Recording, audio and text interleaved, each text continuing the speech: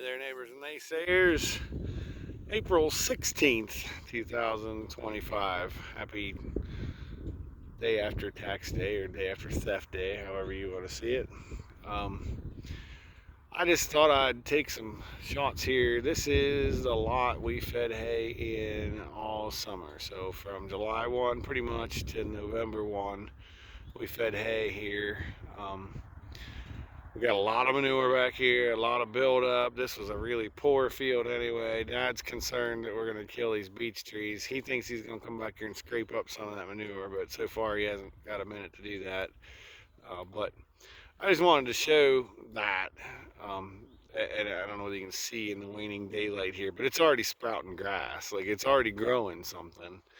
Um, and I'm a proponent of just leaving it. The beech trees aren't very healthy. They're not long for the world anyway, and we still got some down in the woods. I guess it's nostalgic for us, just because this was a known hangout for a frontiersman, I guess as they call him, Simon Girty. And there's a tree, it had his name carved in it just over the hill here, in our fence line. That's now up in the museum in Mount Pleasant. But also, down a pan down here, that creek there is Parker's Run. Was a known pathway for the Underground Railroad. So some of the beaches in this kind of has a hangout allure for that, and so you hate to kill the trees, and that wasn't our intent. But our intent was to put fertility back here. We thought we'd only be back here a couple weeks, and then we'd get rain, and then we'd be back to grazing. But once they stayed here, then it became somewhere they had to stay until we got to winter or got rain, and so that's what we did.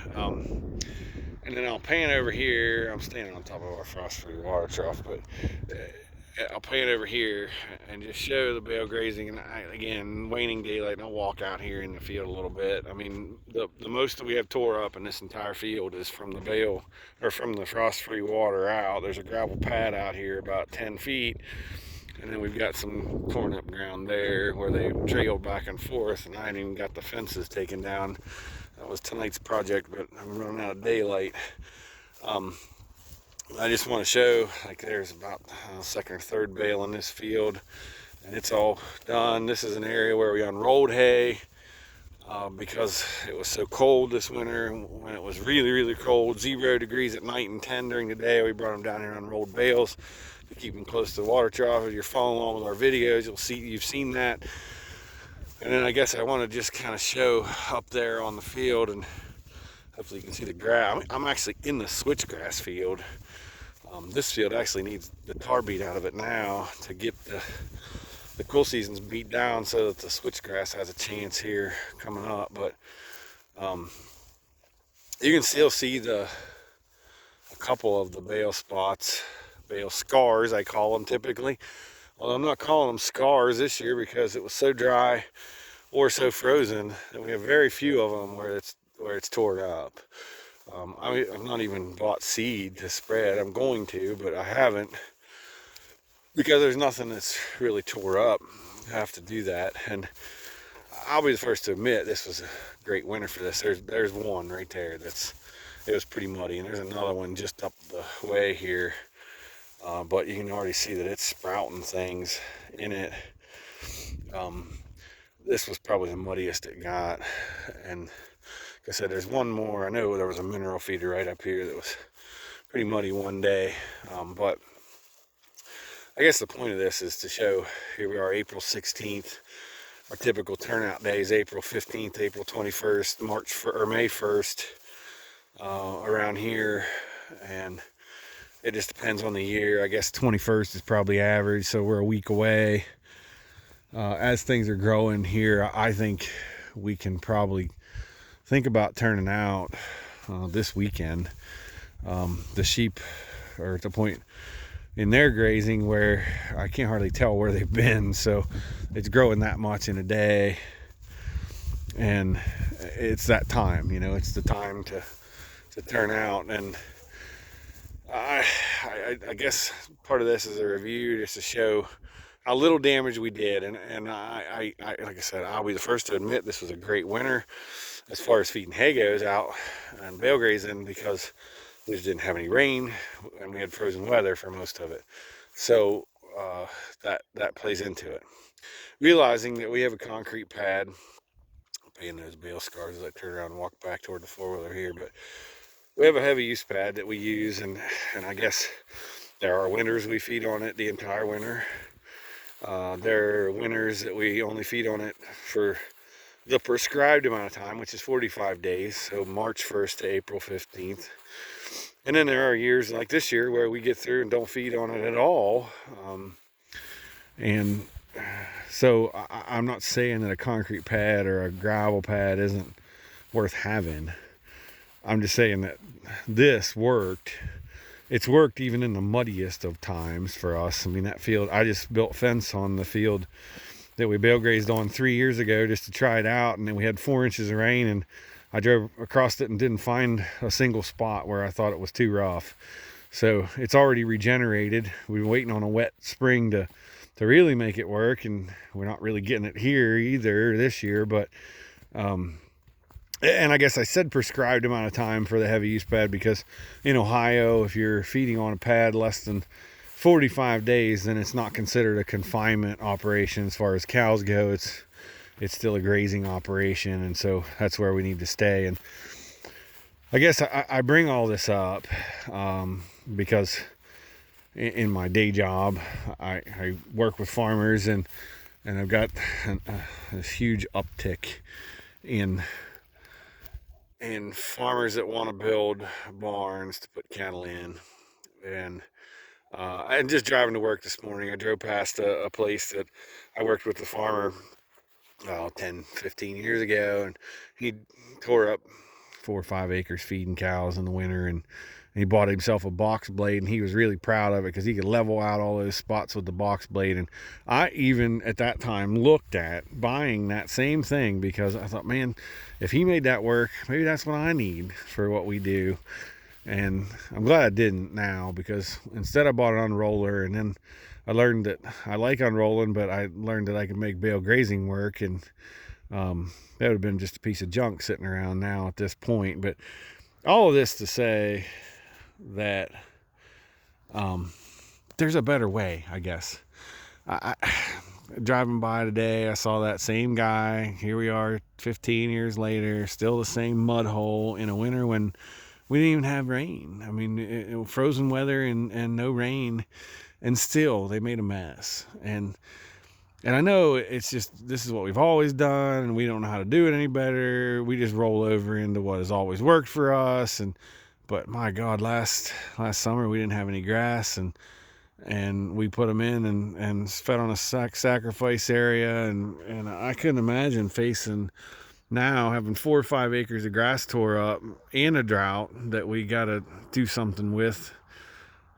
We just need to get out of doing that same dumb thing over and over again when there's a better way and an easy way. And honestly, it doesn't take me any more work to do this than it does to carry 2 bales out there every day to feed cows.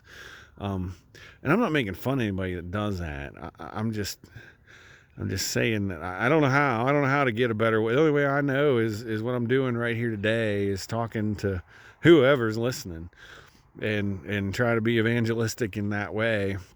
The other part of that is the barn thing. You know, I calculated today, we're looking at $200,000 in a manure storage type building for an operation just our size if all we were doing was selling feeder calves. That'd be 40 by 64 concrete pad and a 40 by 64 manure storage with a roof over the whole thing to feed cows in the winter. You're looking at $200,000, and I that's $1,500 a month loan for 15 years. You're going to pay for it twice before it's over with.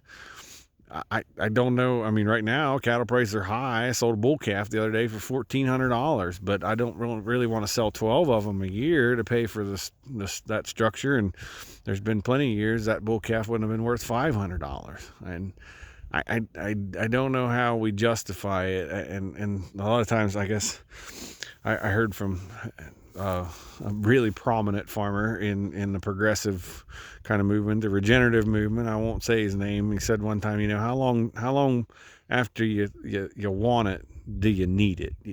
And that's the way with farmers and barns. Like they want, and then it becomes a need. And do you need a $1,500 a month payment? I mean, and the folks that I work with, they seem to think, well, that's what they need, and I don't know. That's akin to needing them to go out of business, because that's what we're going to do to them. If we continue down that road and build some of these facilities, it's not that, it's management. We need management in here. The days of throwing cows out there and letting them go forever and going is over, and I could write a book on why hay feeding has got to the way it is, and maybe I ought to, but we really need to look at what our options are, and that's all to say too. I got a good friend that lives in a place where they got wet bottoms, and a barn was his only option really for winter time. That's what it was. But he did it cheaply. He did it with a hoop structure and a gravel floor, and he lets it build up in there, and he cleans it out. And that's another thing. Who has time to haul manure? I sure as hell don't. I mean, we got plenty of manure to haul, but I don't have time to haul it. I'm trying to figure out how to finish hogs and do it in a sustainable way, but do it on pasture so that I don't have to spread manure. And I haven't found a good, sustainable, regenerative way to graze hogs, but I'd sure like to find one. Something I'm doing research on. Who has time for spreading manure? We can let the cows do it themselves, and it takes so much less time to work with nature, I guess, instead of against it. I hope in my own way we're getting that message out and trying to figure out, I hate mud, and I don't want anything to do with mud. And if the only mud I got to deal with every 2 days is to walk into one of these bale scars and roll a bale ring to the next 2 bales on fresh grass somewhere and give them a little slice of grass. I mean, our cows are still over the hill and on grass and eating hay. They're not liking it, but they're doing it until we get grass up a ways that we think we can turn them out and still keep them on grass. So I don't know. I'm open to suggestions too. I'd love to figure out a way. I feel for my brethren in the farming business that think they A, need to make a mess every winter, or B, think they need to spend $200,000 on 25 beef cows to build a barn to feed in. So with that being said, for anyone that's still hung in there with me, we have a pasture walk coming up here in Cadiz, Ohio on next Thursday night. I believe that's, 20 something, 16, so it'd be the 22nd, I think, at 6 o'clock. It's right off of US 250 before you get into Cadiz, just east of Cadiz, and we're going to talk about some of these topics and talk about management and talk about why we need water and how we do paddocks and all those things. And those are the folks. Those are my people. Those are the people I love to talk to and love to work with. And those are the people who have taken their destiny kind of and taken it in their own hands and have decided it's time to change. And if any of you are within listening area, can get there, can drive there, we'd love to have you come out and join us for the pasture walk. You can look that up on Facebook, Eastern Ohio Grazing Council.